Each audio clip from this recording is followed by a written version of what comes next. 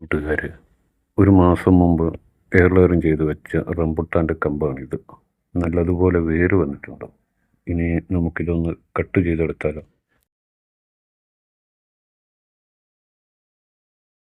ഇനി plastic cover അഴിച്ചെടുക്കുന്ന സമയത്താണ് ഒന്ന് ശ്രദ്ധിക്കാനുള്ളത്. കാരണം ചെറിയ വേരാണ്, ഒന്നും പൊട്ടിപ്പോകരുത്. വളരെ സാവധാനം കവർ അഴിച്ചെടുക്കുക. നല്ലപോലെ വേര് വന്നിട്ട് അഴിച്ചെടുത്താൽ മതി. എന്നാൽ പിന്നെ വലിയ പ്രശ്നമൊന്നുമില്ല. ഒരു മാസം കൊണ്ട് തന്നെ നല്ലപോലെ വേര് പിടിച്ചത് കണ്ടില്ലേ?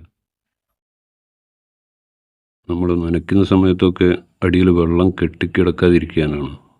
ഇതുപോലെ ഓട്ടും കഷ്ണം കുറച്ച് മതി. ഓട്ടും കഷ്ണം ആ ഓൾസിൻ്റെ അടുത്ത് വെച്ച് കൊടുക്കുക, അല്ലെങ്കിൽ കല്ല് വെച്ചാൽ മതി. മണ്ണും ചകിരിച്ചോറും ചാണകപ്പൊടിയും തുല്യ അളവിൽ മിക്സ് ചെയ്ത പോട്ടി മിക്സാണിത്. ഇനി കുറച്ച് ഡോളോമിറ്റ് ഇട്ട് കൊടുക്കുക. ഡോളോമിറ്റ് മണ്ണിൻ്റെ pH ലെവൽ കറക്റ്റ് ചെയ്യാൻ നല്ലതാണ്. അതുപോലെ വേപ്പും പിണ്ണാക്ക്, മണ്ണിലെ കേടായ അണുക്കളൊക്കെ ഉണ്ടെങ്കിൽ നശിക്കാൻ വേപ്പും പിണ്ണാക്ക് അതൊരു വളം കൂടിയാണ്. അതുപോലെ കുറച്ച് എല്ലുപൊടിയൊക്കെ വളരെ കുറച്ച് മതി, ഒരു 50 ഗ്രാം മതി. ചെറിയ ചട്ടിയാണല്ലോ. ഇനി നമുക്കിത് വേറെ വലിയ ചട്ടിയിലൊക്കെ മാറ്റുന്ന സമയത്ത് ആവശ്യത്തിന് വളം ചേർക്കാം. ഇപ്പോൾ വളരെ കുറച്ച് മതി. അതുപോലെ നല്ല പോലെ മിക്സ് ചെയ്തിട്ട് നമുക്കിത് ചട്ടിയിലേക്ക് മാറ്റാം. ഇനി തൈ നടുന്നതിൻ്റെ മുമ്പ് നമുക്ക് നോക്കാനുള്ളത് ഈ മണ്ണിൻ്റെ pH കറക്റ്റ് ആണോ എന്നുള്ളത്. മണ്ണ് ആസിഡിറ്റി എല്ലാം മൊത്തം കൂടുതലുള്ള മണ്ണൊക്കെ ആണെങ്കിൽ നമ്മൾ എത്ര തന്നെ വളം കൊടുത്താലും ചെടി ഗ്രോത്തായി വളരില്ല. ഇത് കറക്റ്റാണ്. ഈ അടിയിലെ സ്റ്റെപ്പാണ് നോക്കേണ്ടത്. 3 സ്റ്റെപ്പുണ്ട്. ഏറ്റവും അടിയിലെ സ്റ്റെപ്പ് 7, pH 7 നിന്നാൽ മതി.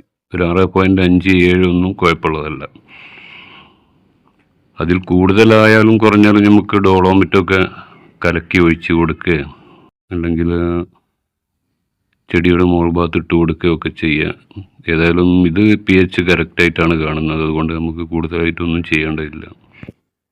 ഇതുപോലെ നിങ്ങളുടെ വീട്ടിലൊക്കെ ഉള്ള ഫ്രൂട്ട്സ് തൈകളിൽ നിന്നൊക്കെ വളരെ ഈസിയായി പുതിയ തൈ ഉണ്ടാക്കിയെടുക്കാൻ നിങ്ങൾക്കും സാധിക്കുന്നതാണ്.